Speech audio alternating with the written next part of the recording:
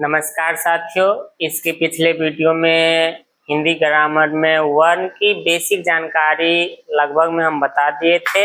आज उससे आगे बढ़ना है और आज उच्चारण स्थान के बारे में जानना है कि जो वर्णों के जो उच्चारण स्थान है वो कहाँ कहाँ से होते हैं। तो चलिए देखते हैं उच्चारण स्थान को। ठीक, आखिर उच्चारण स्थान है क्या चीज।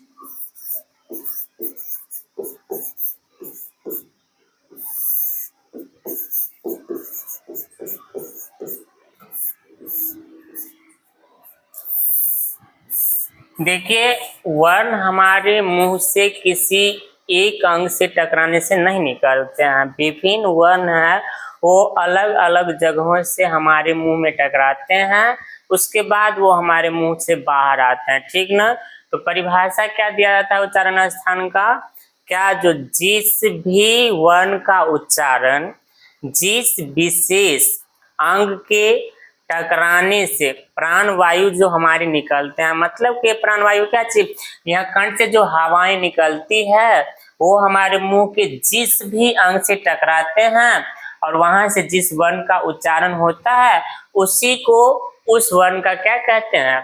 उच्चारण स्थान कहते हैं। मतलब जिस वर्ण का उच्चारण जिस विशेष अंग से प्राण वायु के टकराने से होता है उसे ही उस वर्ण का क्या कहते हैं? उच्चारण स्थान कहते हैं। ठीक ना। तो यह तरह ही उच्चारण स्थान के बारे में। चलिए आगे बढ़ते हैं, देखिए कैसे कैसे होते हैं उच्चारण स्थान। इसके लिए कुछ बातें हैं जिन्हें ध्यान रखना थोड़ा जरूरी हो जाता है। ठीक ना। और आसान होता है याद रखना, नहीं तो वर्ण के उच्चारण स्थान याद नहीं रहते हैं। ठीक ना। इसके लिए कुछ बातें हैं जिसे ध्यान रखेंगे। सबसे पहली बात है 1 नंबर,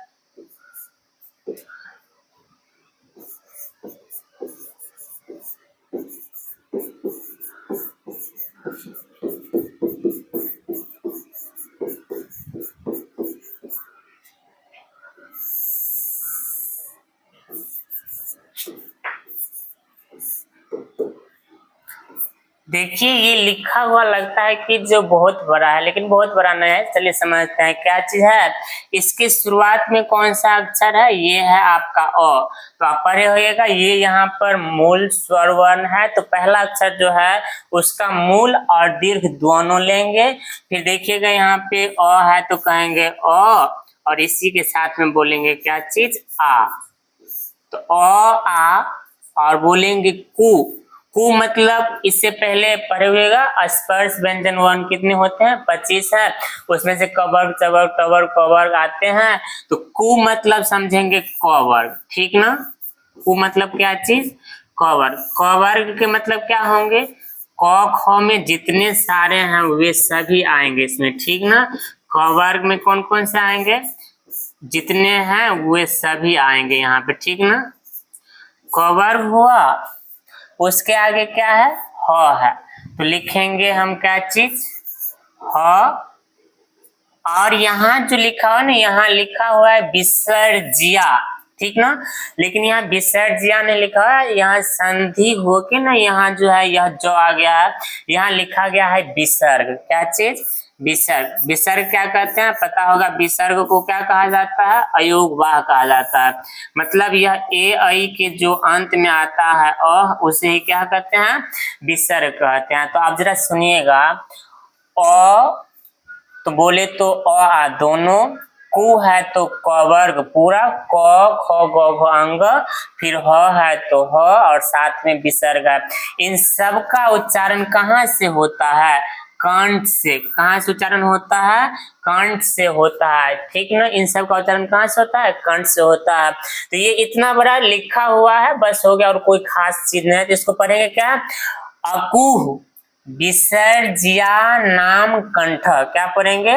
अकुह विसर्जिया नाम कंठ। क्या पढ़िएगा? अकुह विसर्जिया नाम कंठ। मतलब अ आ, यहाँ अ है तो बोलेंगे अ आ दोनों, कु है तो क वर्ग, फिर ह है तो ह, और उसके बाद क्या है यहाँ पे?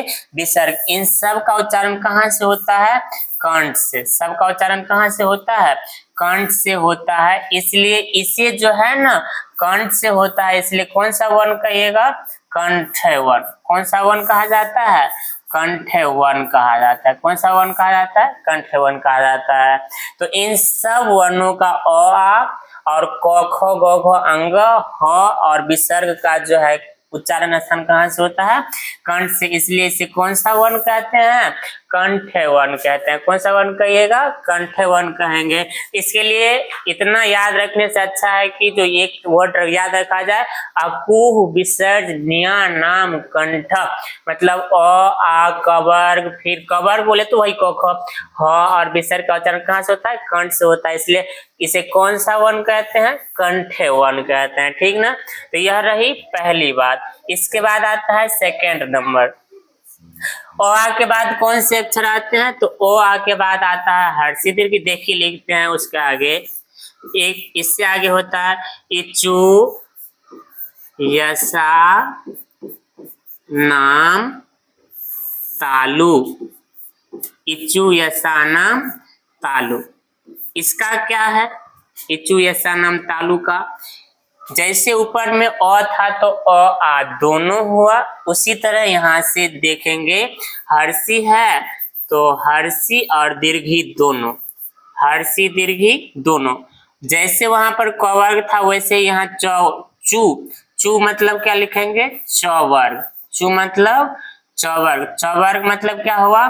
चौ छ में जितने सारे हैं सब के सब चौवर्ग हो गए। क्या हो गए? चौवर्ग हो गए। फिर जरा देखिएगा यहाँ क्या है? य है तो लिखेंगे य। ठीक। उसके बाद क्या है? यह है तालव्य स।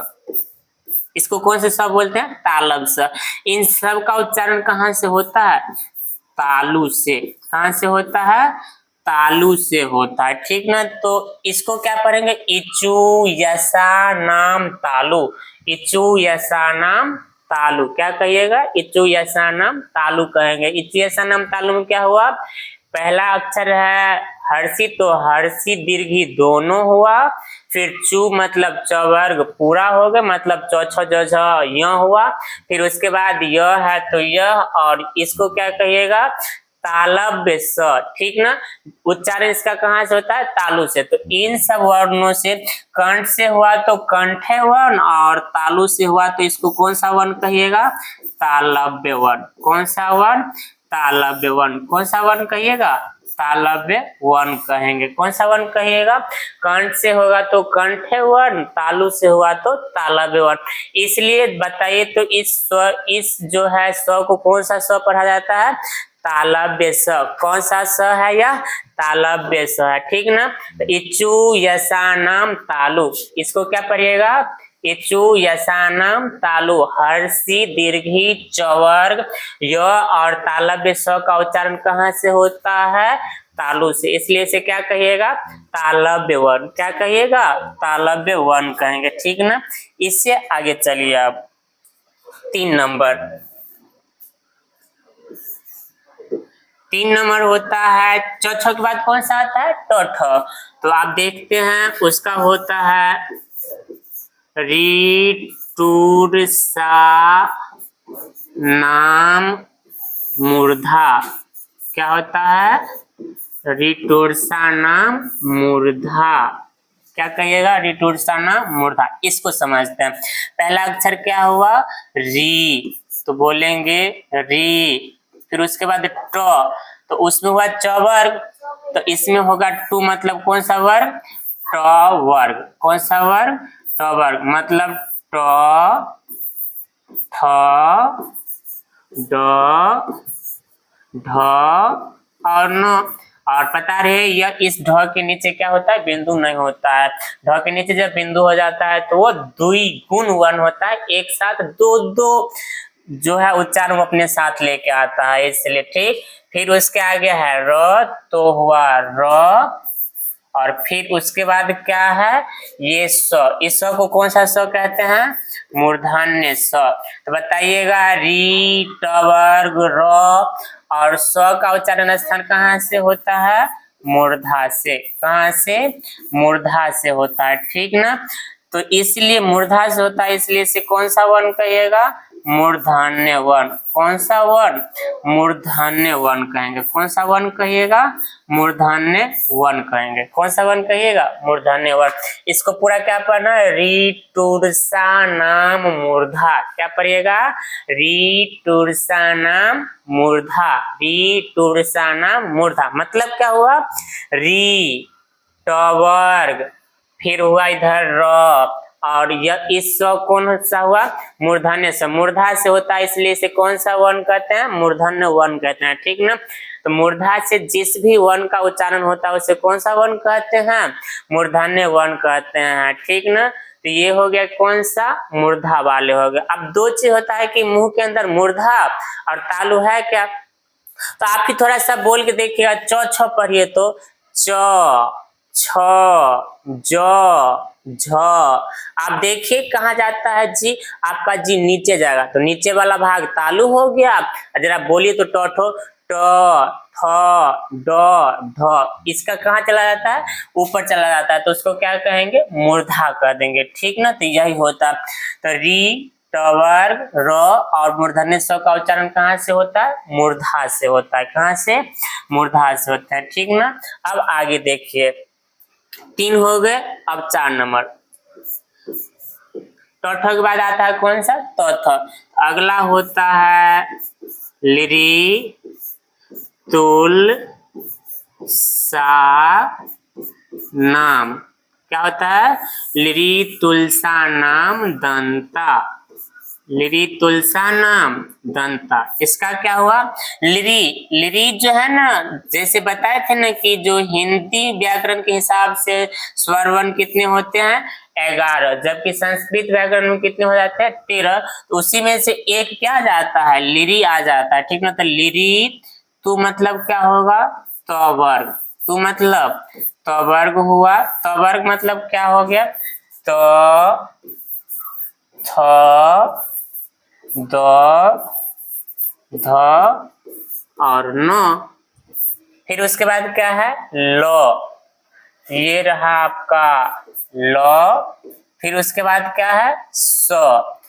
इस स को कौन सा स कहते हैं? दंत स। इन सब का उच्चारण कहाँ से होता है? दांत से। कहाँ से उच्चारण होते हैं? दांत से होते हैं। इसलिए इसे कौन सा वर्ण कहिएगा? दंत वर्ण। कौन सा वर्ण कहिएगा? दंत वर्ण। कौन सा वर्ण? दंत वर्ण कहते हैं। कौन सा वर्ण कहिएगा? दंत वर्ण। ठीक ना? कौन सा वर्ण कहेंगे? दंत वर्ण। ऐसे लिखिए, यानी तो एक दोनों को साथ में लिख दीजिए, कोई दिक्कत नहीं है। तो लिरी त वर्ग त थ द ध न, फिर ल हुआ। फिर इस स को कौन सा स पढ़ते हैं? दंत स। उच्चारण कहाँ से होता है? दांत के कारण ही होता है, इसलिए इसे कौन सा स कहते हैं? दंत स कहते हैं। ठीक ना? इसमें से एक भी अक्षर, 1 साल से छोटे बच्चे, जिस बच्चे के पास दांत नहीं होते हैं, इसमें से एक भी अक्षर उसके मुंह से नहीं निकल सकता। ठीक ना? तो ये देखते हुए कि जो छोटा बच्चा इसमें से कुछ नहीं बोल सकता। जिसके पास दांत है वही इसे अधिकांश रूप में बोल पाते हैं। ठीक ना? तो क्या पड़ेगा? लिरी तुलसा नाम दंता। लिरी त वर्ग त थ द ध न ल और दंत स्व का उच्चारण कहाँ से होता है? दांत से। इसलिए इसे कौन सा वर्ण कहिएगा? दंत वर्ण। कौन सा वर्ण कहेंगे? दंत वर्ण कहेंगे। अगला पे चलते हैं। तो थ के बाद कौन सा आ जाता है? प फ। 5 नंबर देखिए, प फ।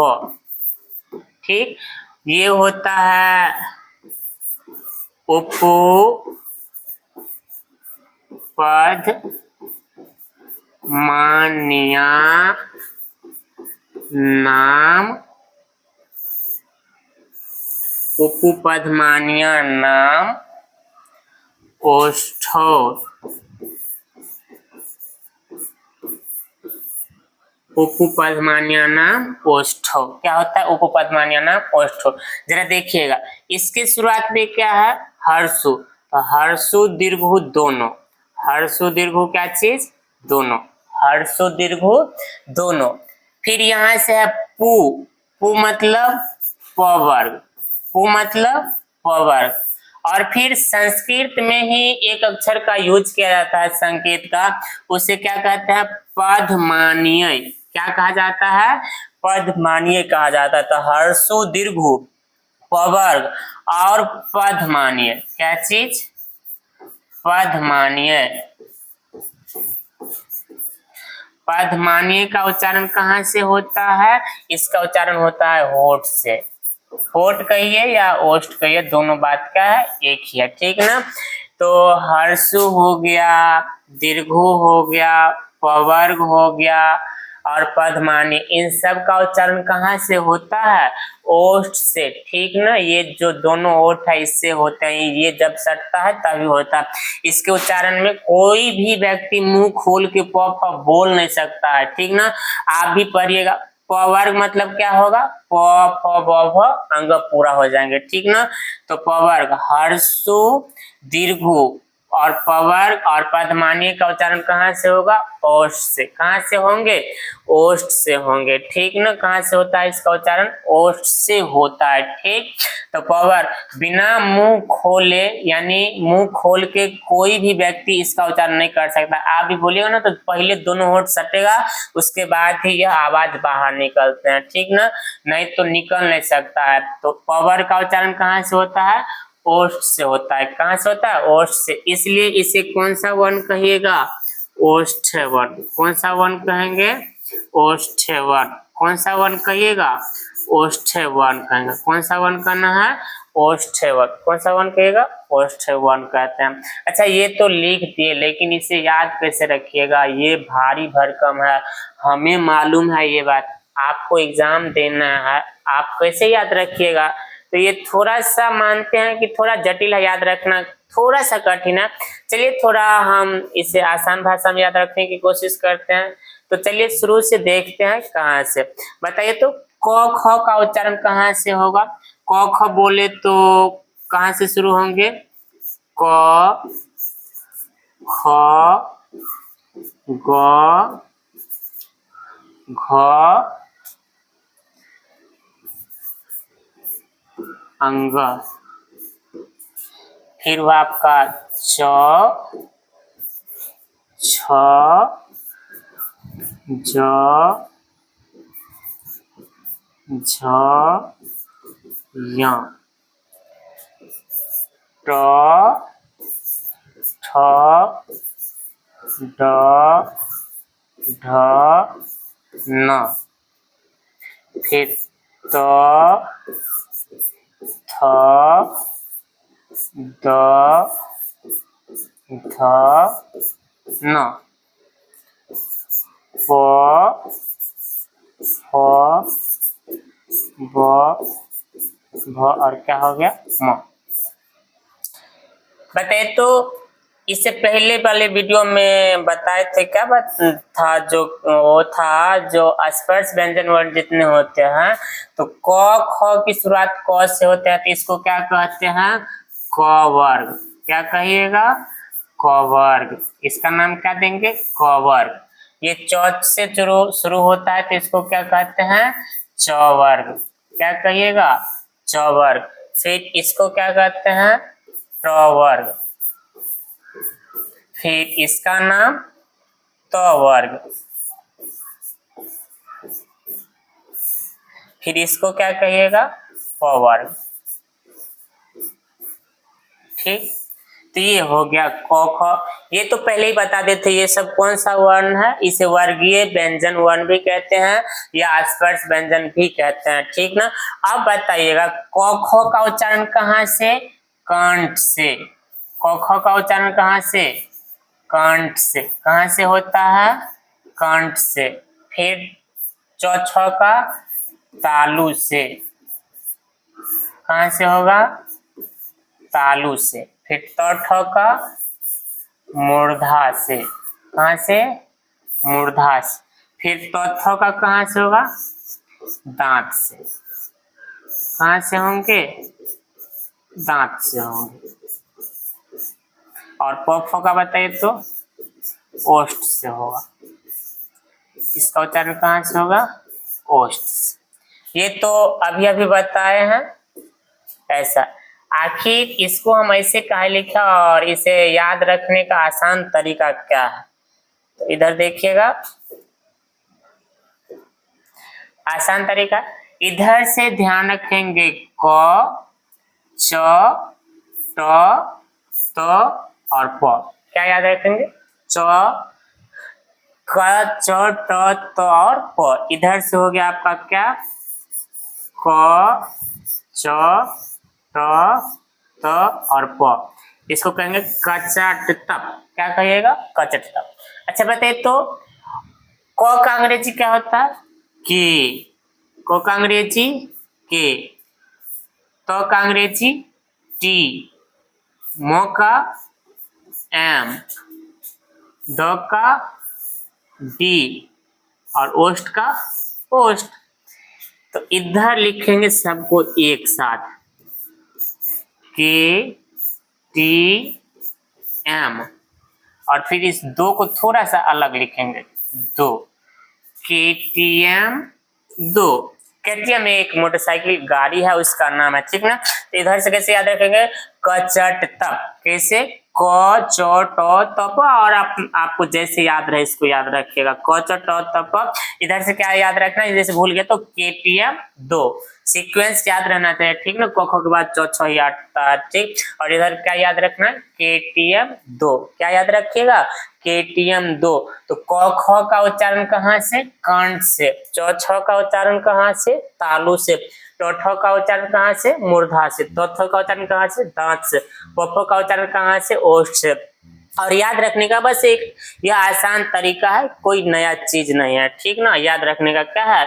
यह एक तरीका है। तो क, ख का उच्चारण कंठ से, त, थ का ने, च, छ का कहाँ से? तालु से। ट, ठ का मूर्धा से। त, थ का दांत से। प, फ का ओठ से होता है। तो कचटतप क्या चीज? केटीएम दो। कचटतप क्या चीज? केटीएम दो। यह याद रखने का क्या है? एक आसान तरीका है। ये तो रहा, अभी भी बाकी है, 5 हो गए। 6 नंबर से जानिए क्या होता है, ठीक ना।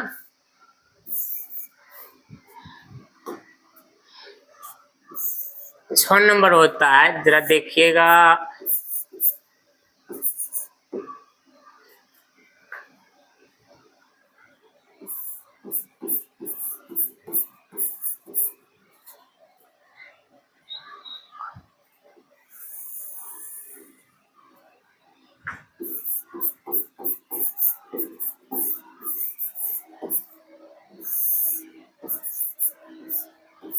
यह होता है, इसको क्या पढ़ते हैं? य। इसको पूरा क्या पढ़ेंगे? यमंगना नाम नासिका च। क्या पढ़िएगा? यमंगना नाम नासिका च। इसमें पहला अक्षर क्या है? य। फिर अगला अक्षर म। फिर उसके आगे अंग। ठीक, उसके बाद न। फिर उसके बाद ये न। इन सब का उच्चारण कहाँ से होता है? नाक से। नाक से भी कहाँ से? तो नाक से तो होता है, लेकिन अग्रभाग। अग्रभाग मतलब अगले भाग से। नाक के किस भाग से? अगले। अगले मतलब क्या कहेंगे? ये जो बाहर है ना, इसी से टकरा के निकल जाता है, इसलिए क्या कहेंगे? अगले भाग से। नाक के कौन भाग? अगले भाग। नाक के अगले भाग से इन सब का क्या होता है? उच्चारण होता है य, म, अंग, न और न। अच्छा, इस दोनों न में इसको कोई बवरिया न बोलता है तो कोई चंदन वाला न बोलेगा तो कोई कुछ बोलता है, ऐसा नहीं बोलना है। इसका उच्चारण मूर्धा से, मूर्धा उसमें था इसलिए इसे मूर्धन्य वर्ण कहते हैं, टौठा में आता है। और इसका उच्चारण एक तरफ से किसमें? दांत वाले तौथा में था, तो इसको दंते न कहेंगे। कौन सा न कहिएगा? दंते न। लेकिन ये 5 अक्षर जो है य, म, अंग, न और न, इन सब का उच्चारण कहाँ से होता है? नाक से ही होता है, लेकिन इसके अगले भाग से होता है। और कोई भी चीज शुरू में रहता है या आगे रहता है तो उसको संस्कृत की भाषा में अनु कहा जाता है। क्या कहा जाता है? अनु। और कहाँ से होता है? नाक से। इन 5 वर्ण को कौन सा वर्ण कहेगा? अनुनासिक वर्ण। कौन सा वर्ण कहेंगे? अनुनासिक वर्ण। कौन सा वर्ण कहिएगा? अनुनासिक वर्ण कहेंगे। कौन सा वर्ण कहेगा? अनुनासिक वर्ण, ठीक ना। नाक से होता है, अगले भाग से होता है, इसलिए इसको क्या कहेगा? अनुनासिक वर्ण कहेंगे, ठीक ना। य, म, अंग, न और न, इसका उच्चारण कहाँ से होता है? नाक से होता है। एक बात गौर करिए, ये जो है पिछला, इसमें देखिएगा ना तो क ख के अंतिम में क्या है? अंग है। च छ के अंतिम में य है। ट ठ के अंतिम में न है। त थ के अंतिम में न है। और प फ के अंतिम में क्या है? म है ये, ठीक ना। तो यहाँ पर अंतिम में म है और गिनिएगा तो 1 2 3 4 5, 5 नंबर पे आते हैं। इसलिए इन पांचों वर्ण को पचमा अक्षर कहा जाता है। कौन सा अक्षर? पचमा अक्षर कहा जाता है। इन पांचों वर्ण को ये जो है य, म, अंग, न और न, ये प्रत्येक वर्ग में 5वें नंबर पे आते हैं, इसलिए इसे क्या कहते हैं? पांचवा वर्ण। क्या कहिएगा? पांचवा वर्ण। कौन सा वर्ण कहते हैं? पांचवा वर्ण कहते हैं, या पांचवा व्यंजन वर्ण कह लीजिए। क्या कहिएगा? पांचवा वर्ण या पांचवा व्यंजन वर्ण कहते हैं। परीक्षा में कई बार पूछा जाता है क्या पांचवा वर्ण का उच्चारण कहाँ से होता है? तो नाक से। पांचवा वर्ण का उच्चारण कहाँ से होता है? नाक से होता है। बताएगा कि जो पांचवा वर्ण को कौन सा वर्ण कहते हैं? अनुनासिक वर्ण। कौन सा वर्ण कहते हैं? अनुनासिक वर्ण कहते हैं, ठीक ना। तो इन पांचों अक्षरों को कौन सा वर्ण कहिएगा? पांचवा वर्ण। कौन सा वर्ण कहेंगे? पांचवा वर्ण कहेंगे। इसका उच्चारण पांचवा वर्ण या पांचवा अक्षर का उच्चारण कहाँ से होता है? नाक से होता है, अगले भाग से होता है, इसलिए इसे क्या कहेंगे? अनुनासिक कहेंगे। क्या कहेगा? अनुनासिक कहेंगे। तो ये रहा कौन सा? छठा नंबर।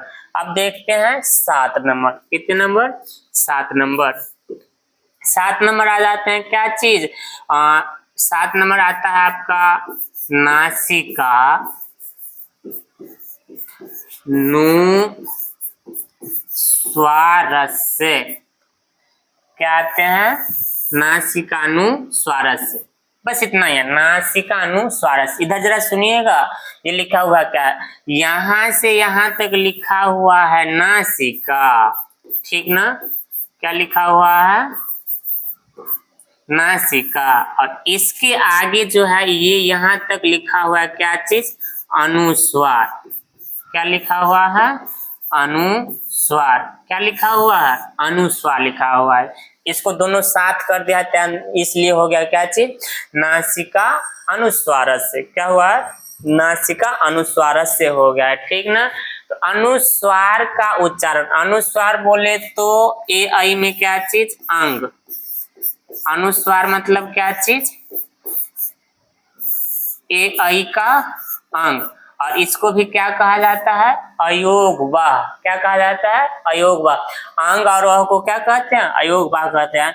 इसका उच्चारण भी नाक से ही होता है। इसका भी उच्चारण कहाँ से होता है? नाक से। लेकिन इससे पीछे जो पटे हैं उसका उच्चारण भी नाक से होता था, लेकिन अगले भाग से। इसका उच्चारण थोड़ा पीछे से होता है, ठीक ना।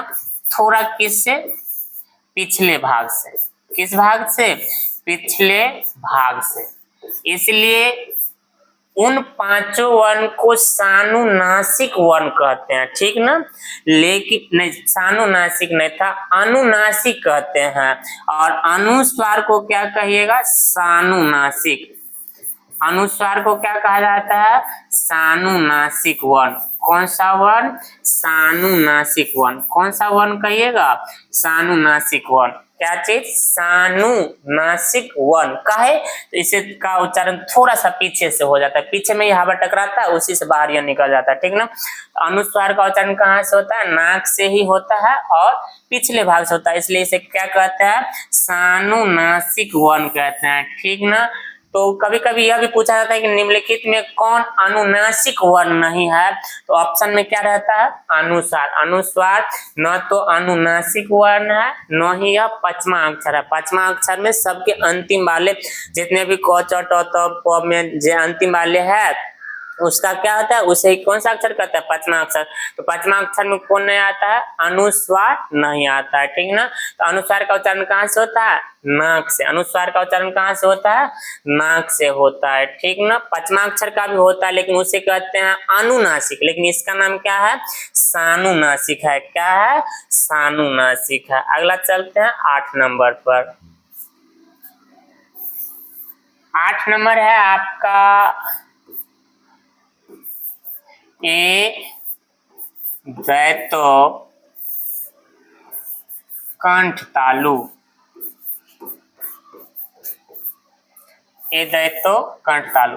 देखिए यह सूत्र कोई नया नहीं बनाएगा। बताइए तो आप लोग पहले से ही ए किस किस से मिलकर बना हुआ है? अ से और हर्षी से।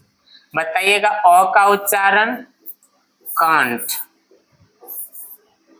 फिर हर्षी का उच्चारण तालु, और दोनों को मिला दीजिए तो इसका उच्चारण कहाँ से? कंठ प्लस तालु। कंठ प्लस क्या होगा? तालु होगा। ठीक ना? तो पहला अक्षर है यहाँ पर ए, लेकिन इसमें केवल ए नहीं बोलेंगे, बोलेंगे ए और साथ में क्या चीज? आई। इस दोनों का उच्चारण आपको अधिक नहीं याद रखना है, पता रहना चाहिए कि ये बना किससे है। कंठ और तालु से उच्चारण होता है इन दोनों का। तो ए का उच्चारण भी कहाँ से होता है? कंठ और तालु। किस किस से? कंठ प्लस तालु से। किससे होता है? कंठ और तालु से उच्चारण होता है। इसलिए जिसका उच्चारण कंठ से होता है उसे कंठवन कहते हैं। जिसका उच्चारण तालु से होता है उसका उसे क्या कहते हैं? तालव्य कहते हैं। तो इस दोनों को एक साथ करिएगा तो हो जाता है क्या? कंठ तालव्य वर्ण। कौन सा वर्ण? कंठ तालव्य वर्ण। कौन सा वर्ण कहिएगा? कंठ तालव्य वर्ण। कौन सा वर्ण? कंठ तालव्य वर्ण कहते हैं। तो ए आई का उच्चारण कहाँ से होता है? कंठ और तालु से होता है। अगला चलते हैं 9 नंबर पे। 9 नंबर ये होता है ओ द्वैतो कंठोष्ठम। क्या दे सकते हैं पाया? कंठोष्ठम। क्या कहिएगा? कंठोष्ठम। और द्वैतो कंठोष्ठम। इसका आप जैसे ऊपर बताए थे वैसे ही देखिए, ओ किस किस से मिलकर बनता है? अ प्लस किस से? हर्षु से। अ का उच्चारण कंठ, हर्षु का उच्चारण ओष्ठ से। तो ओ का बताइए क्या होगा? कंठ प्लस ओठ। कंठ प्लस क्या होगा? ओष्ठ होगा। ओ का उच्चारण कहाँ से होगा? कंठ प्लस ओठ से। तो पहला अक्षर है यहाँ पे ओ, तो बोलेंगे ओ और औ।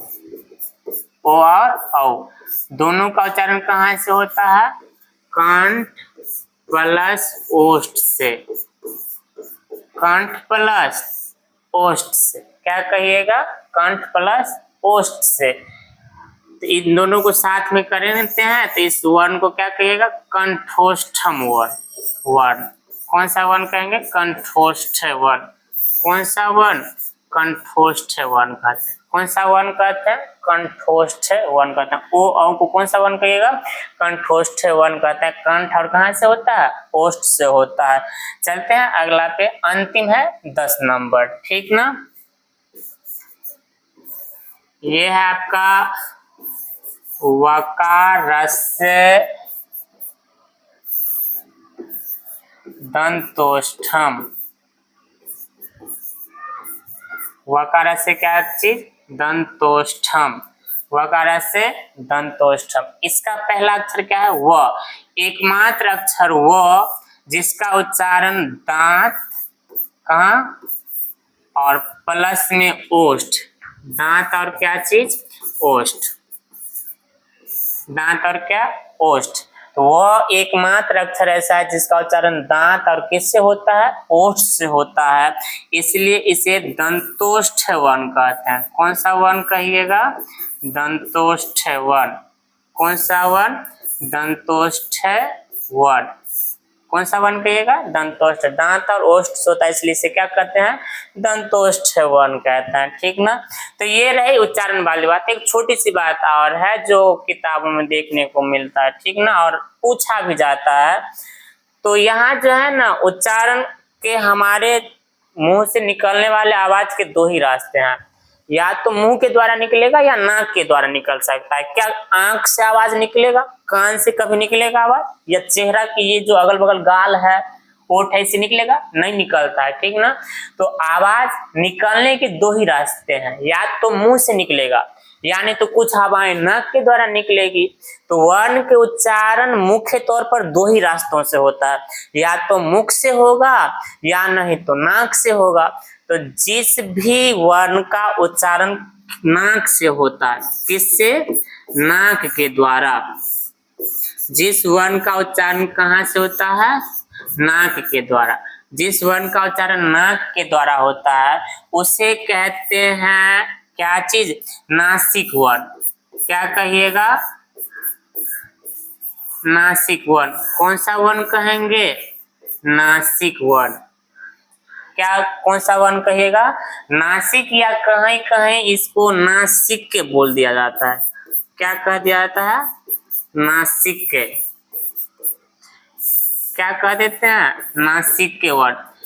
तो जिस वर्ण का उच्चारण नाक के द्वारा, केवल नाक के द्वारा, किसके द्वारा, केवल नाक के द्वारा होता है उसे क्या कहिएगा, नासिक वर्ण या नासिक के वर्ण।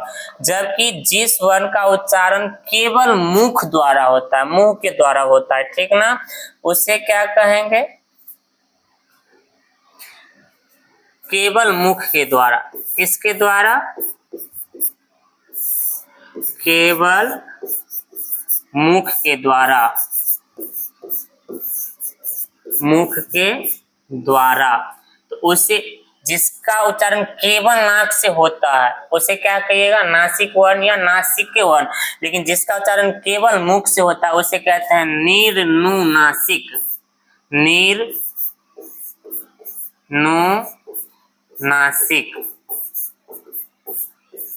क्या कहिएगा, निर्नुनासिक वर्ण। कौन सा वर्ण, निर्नुनासिक वर्ण। कौन सा वर्ण कहिएगा, निर्नुनासिक वर्ण कहेंगे। केवल नाक से निकलने वाले को नासिक वर्ण या नासिक के वर्ण कहेंगे, और केवल मुख के द्वारा जो जिसका उच्चारण होता है उसको क्या कहेगा, निर्नुनासिक वर्ण कहते हैं। तो बताइएगा, अ आ और क ख ह और विसर्ग किस में आएंगे, निर्नुनासिक में। किस में आएंगे, निर्नुनासिक में। जबकि पांचवा अक्षर किस में आएगा, नासिक के में। किस में आएगा, नासिक के वर्ण में आएगा, ठीक ना।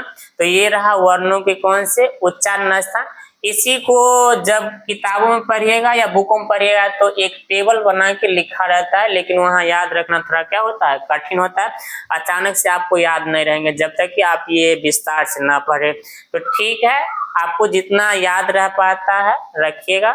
फिर धन्यवाद, मिलते हैं फिर अगले वीडियो के साथ।